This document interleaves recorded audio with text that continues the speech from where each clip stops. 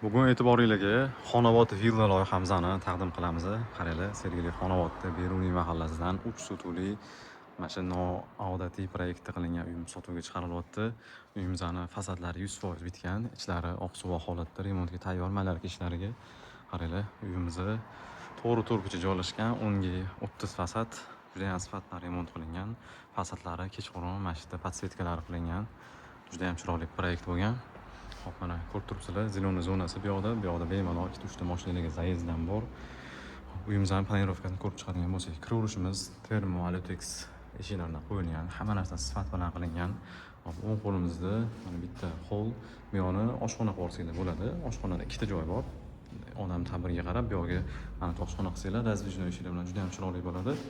Va bizning bu tomonda kattagina bitta mehmonxona kutib oladi. Mana shuni xohlasanglar oshxonani bu yoqqa ko'chirsanglar ham bo'ladi yoki mana shuni uzun qilib katta bitta zal bilan hol qilib qoldirsanglar bo'ladi. Divanni zona, stol stullarga ham joyida ajratib, orqa hovlimiz ham bor. Bu yoqqa ham o'tamiz hozir. Bu yoqda umumiy sanuzel joyi va birinchi qavat uchun master spalni.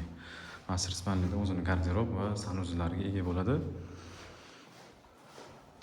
Orqa hovlimizda bizda ham juda ham chiroyli manzara kutmoqda. Kichkina shinamgina qilib letniy kuxnya, veranda, stol stul joy va stol stul uchun joy demoqchi edim va basseyn uchun o'rin. Xohlasanglar basseynni yasattirib olasizlar, xohlasanglar yopib yuborsanglar ham bo'ladi, kerak emas bo'lsa agar.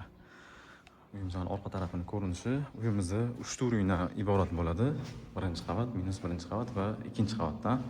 Hop, ikkinchi qavatdan boshlaydigan bo'lsak, minus birinchi qavatimiz ham to'liq podval qilingan.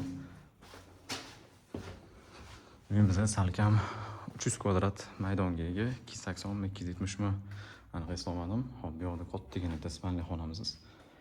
Bu yoqdan mana treshotka qilib qo'ysanglar, uzun lustr tushirib, juda ham chiroyli bir noodatiy remontdagi uylar bo'ladi. Xonobodda aniq planirovka topolmaysizlar. Hop, bu yoqda umumiy sanuzel va bu yoqda mana bitta tasmanli xonamiz. Va mana ikkinchi tasmanli xonamiz. Endi sizlar bilan minus birinchi qavatni ko'rib chiqsak, uyimizning minus birinchi qavati, ko'rasizlar, ikki tomonlama oynalar bor, yop-yorug' bo'lib turibdi.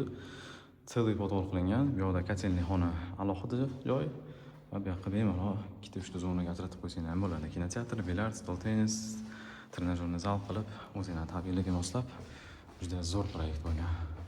Endi uyimizning hozir manzillariga aniqlik kiritib o'tamiz yana bir bor.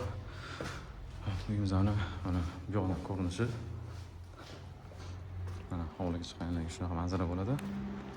Uyimizning tashqaridan ko'rinishi, ikkita yonma-yon qurilgan, bitta sotilgan, bir donasi sotuvda qolgan. Bu yoqda Sergeli Xonobod Beruniy mahalla aytganimdek, to'g'rida 600 metrdan keyin katta yo'lga chiqamiz. Xonobod metro oldiga, bu yoqda maktab va bog'chalar ham bor. Hamma infrastruktura o'z joyida. Xudo xohlasa hamma narsa yetarli.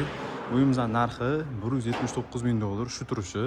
Fasadlar 100% bitirilgan, ichlariga malarka ishlari qolgan. Agar malarka ishlari bilan bitiriladigan bo'lsa, $210 ming ga 3 sotuvli Xonobodda juda ham zo'r lokatsiyasidan ajoyib bitta proyektdagi xonadon egasi bo'lasizlar.